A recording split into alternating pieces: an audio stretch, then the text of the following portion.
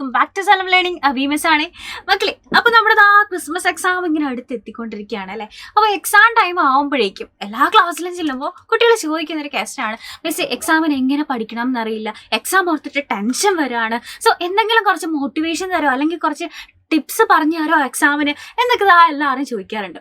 So ഇന്നത്തെ ഒരു വീഡിയോയിൽ മിസ് പറഞ്ഞു തരാൻ പോകുന്നത് എക്സാമിനുള്ള ഭയങ്കരമായിട്ടുള്ള മോട്ടിവേഷൻ ഒന്നുമല്ല, എന്നാൽ ഒരു ചെറിയ കഥയാണ്, ഇൻട്രസ്റ്റിംഗ് ആയിട്ടുള്ളൊരു കഥയാണ്. ഈ ഒരു വീഡിയോ ഇഷ്ടപ്പെട്ടാൽ തീർച്ചയായിട്ടും മിസ്സിൻ്റെ കുട്ടികൾ എന്ത് ചെയ്യുക, നിങ്ങളുടെ ഫ്രണ്ട്സിനെ ഷെയർ ചെയ്ത് കൊടുക്കുക ആൻഡ് നമ്മുടെ വീഡിയോ ഒക്കെ ഒന്ന് ലൈക്ക് ചെയ്യുക കേട്ടോ.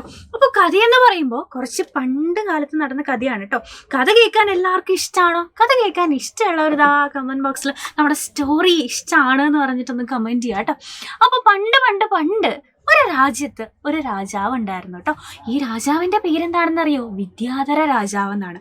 വിദ്യാധര രാജാവ് ഭയങ്കരമായിട്ട് എല്ലാവരോടും അല്ല, എല്ലാ ജനങ്ങളോടും പ്രജകളോടും ഒക്കെ ഭയങ്കര സ്നേഹത്തിലും അവർക്ക് വേണ്ട കാര്യങ്ങളൊക്കെ ചെയ്തു കൊടുക്കുന്ന ഒരു നല്ല രാജാവ്, ഒരു ഐഡിയൽ ആയിട്ടുള്ള രാജാവ് എന്നൊക്കെ പറയുന്ന പോലെ ഒരു നല്ല രാജാവായിരുന്നു. പക്ഷേ അദ്ദേഹത്തിന് പ്രായമായല്ലേ, മനുഷ്യരിതാ പ്രായമാകും, കുറേ കാലത്തിന് ശേഷം അദ്ദേഹത്തിന്റെ താടിയൊക്കെ നരച്ചിരിക്കുന്നത് നിങ്ങൾ കാണുന്നില്ലേ.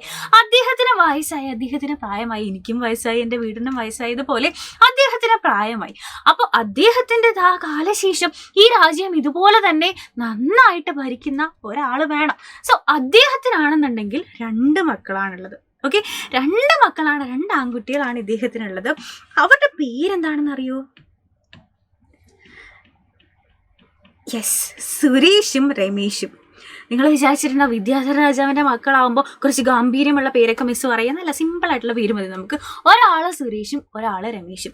അപ്പോൾ സുരേഷും രമേശും ഒന്നിനൊന്നിനും മെച്ചാണ്, 2 പേരും നല്ല സ്മാർട്ടായിട്ടുള്ള കുട്ടികളാണ്. സോ ഇതിൽ നിന്ന് ഏറ്റവും ബെസ്റ്റ് ആയിട്ടുള്ള ആളിനെ വേണം തിരഞ്ഞെടുക്കാൻ, കാരണം രാജ്യമാണ് അല്ലേ. അപ്പോൾ രാജ്യത്തിൻ്റെ ഭാവിയുടെ കാര്യമാണ്, അതുകൊണ്ട് തീരുമാനമൊന്നും തെറ്റ് പറ്റരുത്. അപ്പോൾ ഈ കൂട്ടത്തിൽ ഏറ്റവും രാജ്യം ഭരിക്കാൻ യോഗ്യൻ ആരാണ്, ഏറ്റവും സ്മാർട്ടായിട്ടുള്ള ആരാണ്, ഏറ്റവും ബുദ്ധിമാനായിട്ടുള്ള ആരാണ് എന്നറിയാൻ വേണ്ടിയിട്ട് രാജാവ് എന്ത് ചെയ്തു?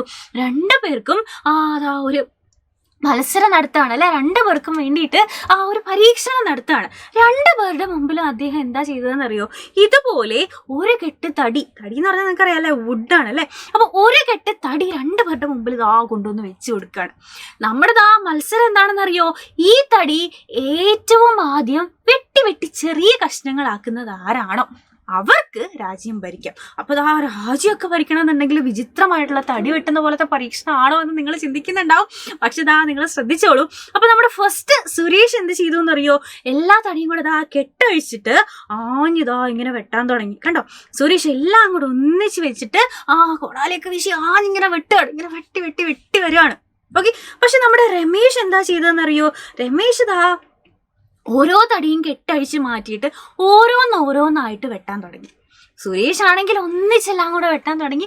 രമേശ് ആണെങ്കിൽ ഓരോന്ന് കെട്ടഴിച്ച് ഓരോ തടിയും എടുത്ത് ഓരോന്നും ചെറിയ കഷ്ണങ്ങളാക്കി, എന്നിട്ട് അടുത്തതെടുത്ത് അത് ചെറിയ കഷ്ണങ്ങളാക്കി ഇങ്ങനെ കുറച്ച് സമയം കൂടുതൽ എടുക്കുക അല്ലേ. അപ്പൊ മക്കളെ, മിസ്സിന്റെ ക്വസ്റ്റ്യൻ ഇതാണ്: ഈ 2 പേരിൽ ആരായിരിക്കും ഏറ്റവും ആദ്യം ഈ തടികൾ ചെറിയ കഷ്ണങ്ങളാക്കിയിട്ടുള്ളത്? നിങ്ങളുടെ ഫസ്റ്റ് ഗസ്റ്റ് ആണെന്ന് നമ്മുടെ കമന്റ് ബോക്സിൽ കമന്റ് ചെയ്യുക കേട്ടോ. എന്നിട്ട് അത് കറക്റ്റ് ആയോ എന്ന് നിങ്ങൾ ലാസ്റ്റ് ഒന്നും കൂടെ കമന്റ് ചെയ്യുക. ഓക്കെ, അപ്പൊ സുരേഷ് ആണോ രമേശ് ആണോ ഈ മത്സരത്തിൽ വിജയിച്ചിട്ടുണ്ടാവുക?